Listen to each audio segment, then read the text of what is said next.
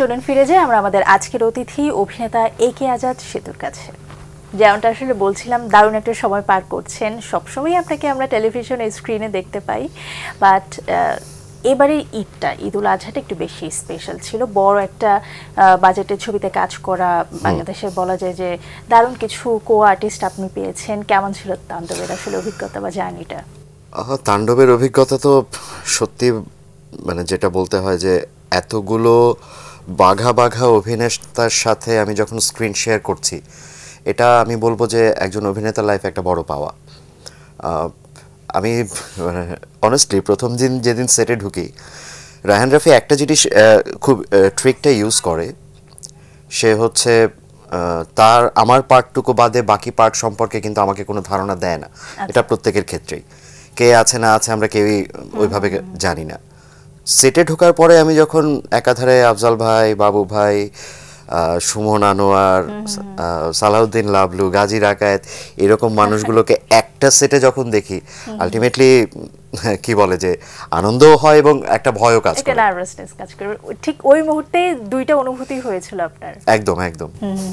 এটা স্ক্রিপ্ট নিয়ে যখন আসে আপনার কাছে পরিচালক, তখন আসলে কতটুকু জানতেন বা কিভাবে আসলে কাজটা এলো? না, রাফি ভাই সবার আগে যেটা করে, উনি হচ্ছে প্রত্যেকটা ক্যারেক্টারের একটা ক্যারেক্টার বাইবেল আগে থেকেই তৈরি করে রাখে।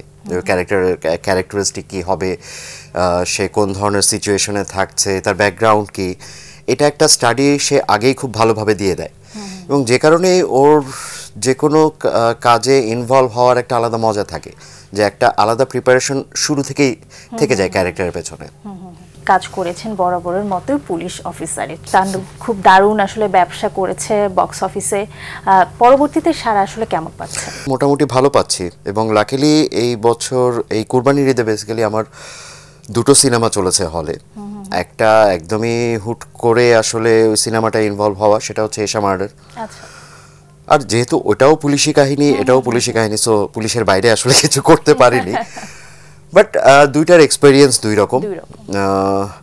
আর সাকিব খানের মতো একটা ফিগারের সাথে একই সিনেমায় কাজ করা, তার সাথে হয়তো আমার সামনাসামনি কাজ হয়নি, বাট সামহাউ উনি একটা ব্র্যান্ড, এবং এটা একই প্রজেক্টে কাজ করা, এবং একই প্রজেক্টে কাজ করা সিঙ্গেল স্ক্রিনে তো আসলে ওইভাবে আমাদের অ্যাক্সেস নেই। এই একটা সুযোগ ছিল নিজেকেও সিঙ্গেল স্ক্রিনগুলোতে প্রেজেন্ট করার। সো সব কিছু মিলে তাণ্ডব আমার জন্য অসম্ভব ভালো রকমের অভিজ্ঞতা, নিঃসন্দেহে। এবং আমরা তার ফলাফল সিনেমার পর্দায় দেখেছি, খুব দারুণ অভিনয় করেছেন বরাবরের মতোই। এশা মার্ডার নিয়েও একটু শুনতে চাই। বলা যায় যে এবারের ঈদুল আজহা যে কয়েকটা ছবি তালিকার টপ লিস্টে, তার মধ্যে আরো একটা হচ্ছে এশা মার্ডার। দুর্দান্ত কাহিনী, একদমই বাস্তব জীবনের ঘটনা নিয়ে। সেখানের অভিজ্ঞতা কেমন ছিল? অনেকটা হুট করেই এই সিনেমার পার্ট হওয়া, একদম শেষের দিকে এসে। আচ্ছা। তারপরেও বলবো যে বাঁধন বা ওখানে যারা যারা ছিলেন, টিমের ম্যাক্সিমামের সাথে এর আগে কাজ করা হয়েছে, সো একটা আন্ডারস্ট্যান্ডিং ছিল। বাঁধন আপার সাথে এই প্রথম কাজ করলাম, এবং আমি বলবো যে অ্যাজ আ টিম বেস্ট এফোর্টটাই এশা মার্ডার দিয়েছিল। সেটা এই টিমটাই তাদের মার্কেটিংয়ের কাজটাও করেছে, তাদের অ্যাক্টিংয়ের জায়গায় তো অসাধারণ প্রত্যেকে কাজ করেছে। মানে এশা মার্ডার এই ঈদে ভালো একটা পজিশনে আসার পেছনের অন্যতম কারিগর ছিল এই অ্যাক্টরস অ্যান্ড টেকনিক্যাল টিম। প্রথম দিকে যখন এটা ট্রেলার প্রকাশ পেল, এটা যে ভিজুয়াল ইফেক্টগুলো ছিল আপনারা খুব দারুণভাবে করেছে, গ্রাফিক্সের কাজগুলো যিনি আসলে করেছেন খুব দারুণ। এই সেম চরিত্রতে, পুলিশের চরিত্রতে যেটা দিয়ে আপনার পরিচিতি আমরা প্রথম দিকে পেয়েছি, সেটা হচ্ছে কারাগার। কারাগারে আপনি খুব দুর্দান্ত অভিনয় করেছেন, এবং আমার মনে হয় সেখান থেকে আপনার পুলিশের ক্যারেক্টারটা অনেক বেশি ফ্লারিশ করেছে, বিল্ড আপ হয়েছে। কারাগারের অভিজ্ঞতা একটু শুনতে চাই। কারাগার তো আমি বলবো যে ডেফিনেটলি আমার ক্যারিয়ারের একটা মাইলস্টোন। আমার অনেকগুলো প্রিয় কাজের মধ্যে অন্যতম একটা প্রিয় কাজ। একটা গল্পে একটা ক্যারেক্টার যে কী ধরনের ইম্প্যাক্ট রাখতে পারে, সেটার একটা ভালো উদাহরণ আসলে কারাগার, যেখানে প্রতিটা ছোট ছোট ক্যারেক্টার, ইভেন একটা সিনের জন্য যে এসছে, সেও আসলে তার বেস্টটা উজাড় করে দিয়েছে। ডিউ টু ডিরেক্টোরিয়াল টিম, তারা এত চমৎকারভাবে পুরো জিনিসটা প্রত্যেকটা পারফর্মারের ভেতরে ঢুকিয়ে দিয়েছে যে এমনও হয়েছে যে আমি, দিনার ভাই, নাইম, আমরা তিনজন হয়তো আমাদের কল আছে বিকালবেলায়, আমরা দুপুরের আগে যে পৌঁছে গেছি। আচ্ছা, মানে কেউ ন্যাচারালি সেটে সময়ের আগে যায় না, বাট আমরা তিনজন যেতাম, ডেডিকেশনটাই আসলে এমন ছিল। আমরা কন্টিনিউয়াস আড্ডা মারতাম এবং ওইটার ফাঁকে ফাঁকে আমাদের রিহার্সাল করে সিনে ঢুকে যাওয়া। খুব বেশি যে এফোর্ট আমরা দিয়েছি সেটা না, অ্যাকচুয়ালি টোটাল এনভায়রনমেন্টটা আমাদেরকে এত চমৎকারভাবে পুরো জিনিসের সাথে মিশিয়ে দিয়েছে যে খুব বেশি আমাদের ভাবতে হয়নি। এই যে ডেডিকেশন, আপনাদের ওইভাবে ডেডিকেশনটা ছিল বলেই এত দারুণ একটা কাজ আমরা অন স্ক্রিনে দেখতে পেয়েছি। এই যে পুলিশের ক্যারেক্টারের সঙ্গে আপনার বলা যায় যে সখ্যতাটা অনেক, একদম পুরোপুরি মিশে গিয়েছেন। আমরা এখন সেতু ভাই বলতেই বুঝি আচ্ছা সেই পুলিশ অফিসার। এবং মজার ব্যাপার হচ্ছে আপনার বাবাও ছিলেন পুলিশ অফিসার। ছোটবেলা থেকে কি বাবা চাইতেন যে আমার ছেলেও বড় হয়ে পুলিশ হোক? হ্যাঁ, উনি চাইতেন, বাট ওটার ব্যাপারে আমার আসলে সেভাবে কোনো ইন্টারেস্ট ছিল না। কাজ করেনি। ম্যাট্রিকের পরেই বেসিক্যালি আমি কালচারাল সেক্টরটার উপর অনেক বেশি হয়ে যাই এবং সেখান থেকেই থিয়েটারটা স্টার্ট করি। 97 থেকে সেন্টার ফর এশিয়ান থিয়েটার একদম প্রফেশনালি কাজটা শুরু করি এবং সেখান থেকে পরবর্তীতে এখনো পর্যন্ত অভিনেতাই। কিন্তু মজার ব্যাপার হচ্ছে যে বাবা চেয়েছিল পুলিশ কর্মকর্তা এবং ছেলে সেটা হয়েছে এবং আরো বড় আকারে বড় পরিসরে হয়েছে। আগে বলে হয়তো সবাই জানতো না, এখন টেলিভিশনের পর্দায় সবাই জানে, সবাই দেখে। আত্মীয় স্বজনরা বা আপনার এলাকার মানুষ, বন্ধু যারা ছিল তারা তো আপনাকে এখন স্ক্রিনে দেখে, তাদের অনুভূতি আসলে কেমন? তারা আমার অভিনেতার সত্তাটাকে অনেক বেশি পছন্দ করে, অনেক বেশি অ্যাপ্রিসিয়েট করে। সেটা আমি যদি আমার ফ্যামিলি থেকে যাই, আমার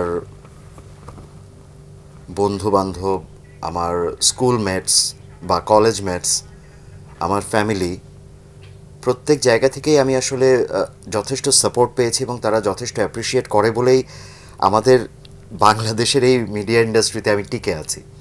এত ফ্রাস্ট্রেশনের মাঝখানে বা এত আনসার্টেনিটির মাঝখানে টিকে আছি এই মানুষগুলোর অ্যাপ্রিসিয়েশনের কারণে। এই মানুষগুলো কি কখনো কখনো ভুল ধরিয়ে দেয় যে তোমার এই জায়গাটা আরেকটু ঠিক করা উচিত, আরেকটু ডেভেলপ করা উচিত? ডেফিনেটলি। সবচেয়ে বেশি এই ব্যাপারটা কে সাপোর্ট দেয়, কে সবচেয়ে বেশি ভুল ধরিয়ে দেয়?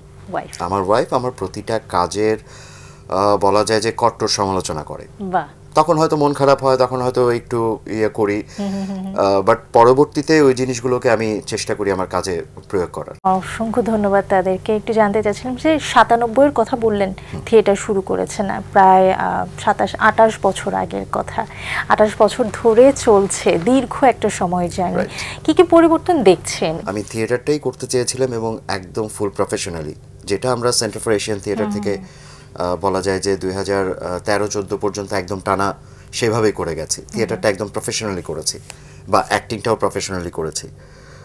সো ওইটার প্রতি একটা আলাদা ফ্যাসিনেশন ছিল, স্টিল আছে। যদি কখনো সুযোগ হয় যে শুধু থিয়েটারটাই করব এবং প্রফেশনালি করব, তাহলে হয়তো অনেক কিছু ছেড়েও দিতে পারি। বাট এখন যেহেতু আমি এই ইন্ডাস্ট্রিটার একটা পার্ট এবং যথেষ্ট পরিশ্রম করতে হয়েছে, যথেষ্ট বলা যায় যে নিজেকে কন্টিনিউয়াস ঢেলে সাজাতে হচ্ছে। সো আরও বেটার যত কাজ করতে পারি, আমার টার্গেট সেটাই, মানে কোথাও ফুল স্টপ হয়ে যেতে চাই না। শুধু আমরা আজকে তাণ্ডব বা কারাগার নিয়ে কথা বললাম, এশা মার্ডার নিয়ে কথা বললাম, আপনি আরও দুর্দান্ত কিছু কাজ করেছেন। আমরা আপনাকে দহনে দেখেছি, আরও বেশ কয়েকটা সিরিজে দেখেছি, সবগুলোতেই মানে দুর্দান্ত অভিনয় করছেন, ধারাবাহিক করছেন, একক নাটক করছেন, প্রায় সবগুলো সেক্টরের সঙ্গে আপনি যুক্ত। কোন জিনিসটাতে আপনার ভালো লাগা, ভালোবাসা বেশি কাজ করে যদি প্রশ্ন করা হয়? আমি যখন যে কাজটা করি আমি সে কাজটাকে একদম 100% ভালোবেসে করি। কিন্তু নিজের ভালো লাগা বা কমফোর্টনেস কোনটাতে বেশি? Definitely acting. অ্যাক্টিং। আমি কখনো অ্যাকচুয়ালি ওইভাবে মাধ্যমটা ভাবি না যে আমি কোন মাধ্যমে কাজ করছি। আমার কাছে একদম শুরুতে হচ্ছে ডিরেক্টরের টেস্টটা বেশি ইম্পর্ট্যান্ট, যেটা আমি সবার আগে জানার চেষ্টা করি যে এই ডিরেক্টরটার টেস্ট কেমন, উনি কিভাবে কাজ করে বা উনি একজন অ্যাক্টরের কাছ থেকে কিভাবে আউটপুটগুলো চায়। আমার একদম ফার্স্ট স্টাডি হচ্ছে এইটা। আচ্ছা। সো আমি যে ডিরেক্টরের সাথেই কাজ করি, আমি অ্যাকচুয়ালি সেই ডিরেক্টরের অ্যাক্টর হিসেবে কাজ করি।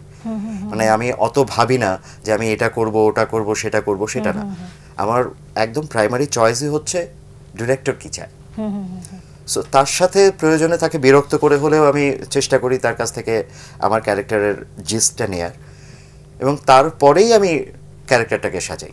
দীর্ঘদিন তো মঞ্চে কাজ করেছেন, এখন তো টেলিভিশনের ব্যস্ততার কারণে বা সিনেমার ব্যস্ততার কারণে করা একটু কম হচ্ছে হয়তো বা। না, অ্যাকচুয়ালি আমার নিজের দলের কাজটা একটু কম হচ্ছে। আমাদের লাস্ট প্রোডাকশন ছিল স্তালিন, যেটা 2019-এ হয়েছিল। এর মাঝখানে আসলে ওইভাবে আমরা মঞ্চের কাজ করিনি, বাট সামহাও আমি ইনভলভ আছি মঞ্চের সাথে।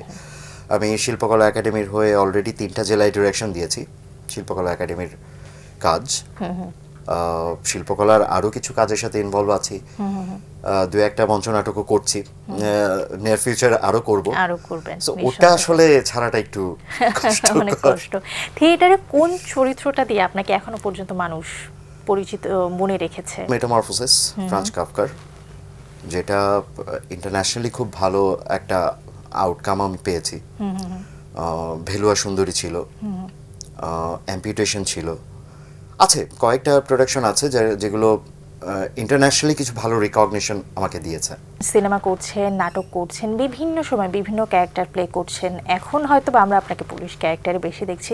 আপনাকে যদি কেউ প্রশ্ন করে, আপনার কোনো ফ্যান, কোনো অডিয়েন্স, যে আপনি কোনটাতে বেশি কমফোর্টেবল? অভিনেতা হিসেবে সব ক্যারেক্টারে কমফোর্টেবল হওয়াটাই আমার কাজ। আচ্ছা, স্পেসিফিক নিজের পছন্দ না, ওভাবে ওটা ভাবতে গেলে আসলে ভাবনা একটা ব্যারিয়ার পড়ে যাবে।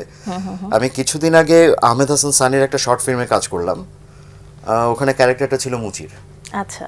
এবং সেটার জন্য সানি ভাই ইয়েও করেছে, একজন মুচিকে নিয়ে এসে একটা ইনহ্যান্ড ট্রেনিংও নিয়েছি। আচ্ছা। এবং তারপরেই আসলে ক্যারেক্টারটা করেছি। সো ক্যারেক্টারটা ইম্পর্টেন্ট। আপনি যে ক্যারেক্টারটা কমফোর্টেবল ফিল করছেন সেটার জন্য 100% ডেডিকেশন। একদম। ক্যারেক্টারটাকে কমফোর্ট করার জন্য যেটা দরকার সেটা আমি করব।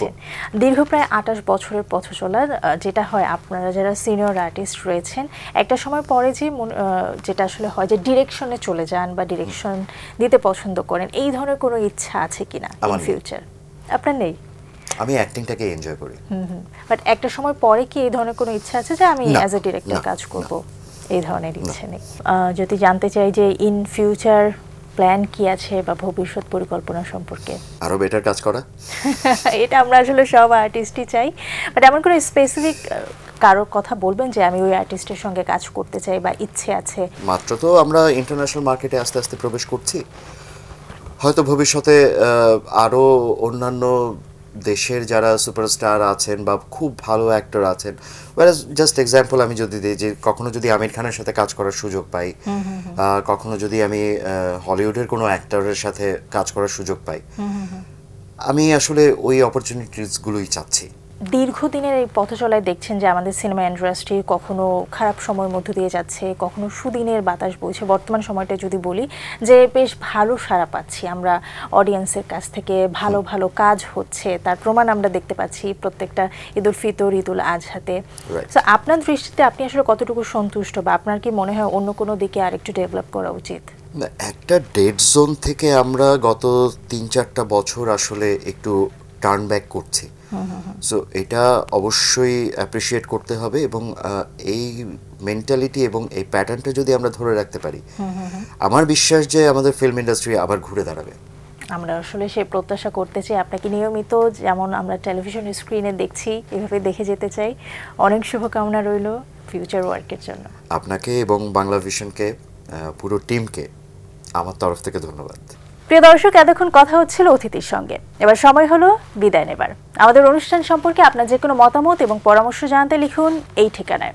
প্রযোজক দিন প্রতিদিন, বাংলা ভিশন, নূর টাওয়ার, 110 বীরুত্তম সিয়াদ দত্ত রোড, ঢাকা 1205।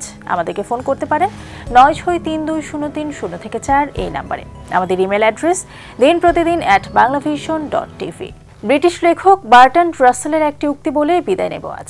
তিনি বলেছেন, যুক্তির গুরুত্বপূর্ণ দিক হচ্ছে কোনো বিষয়ে একদম নিশ্চিত না হওয়া।